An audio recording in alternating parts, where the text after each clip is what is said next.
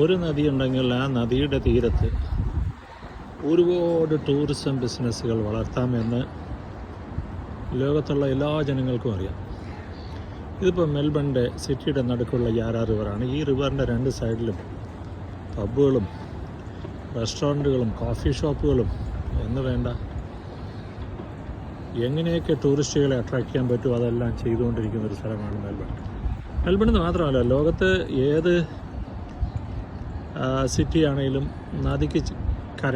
നദിയുടെ കരകൾ ദുബായ് ആണെങ്കിലും ശരി, സിഡ്നി ആണെങ്കിലും ശരി,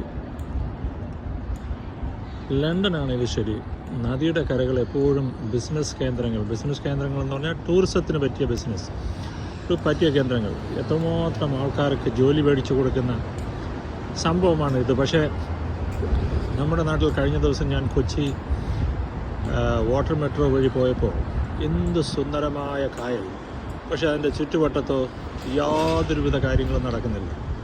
ഗവൺമെൻറ് ഇത് കാണുന്നില്ലേ എന്നെനിക്കറിയാൻ വയ്യ. ഗവൺമെൻറ്റിന് മാത്രമേ എന്തെങ്കിലും ചെയ്യാൻ പറ്റൂ.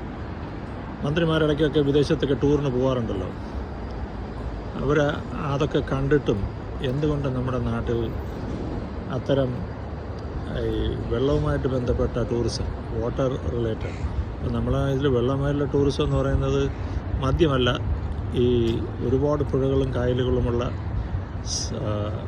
അതുകൊണ്ട് ആ നാച്ചുറലി സമ്പൽ സമൃദ്ധമായ ഒരു സംസ്ഥാനമാണ് കേരളം. കേരളത്തിൽ ടൂറിസ്റ്റുകളെ എത്തിക്കാൻ പറ്റുന്ന സംഗതികളാണ് ഈ പുഴകളും കായലുകളും അതിൻ്റെ തീരങ്ങളും. വഴിനോട്ട കാഴ്ചകളിൽ ഞാൻ ബാലവേണു, മെൽബണിൽ നിന്ന്.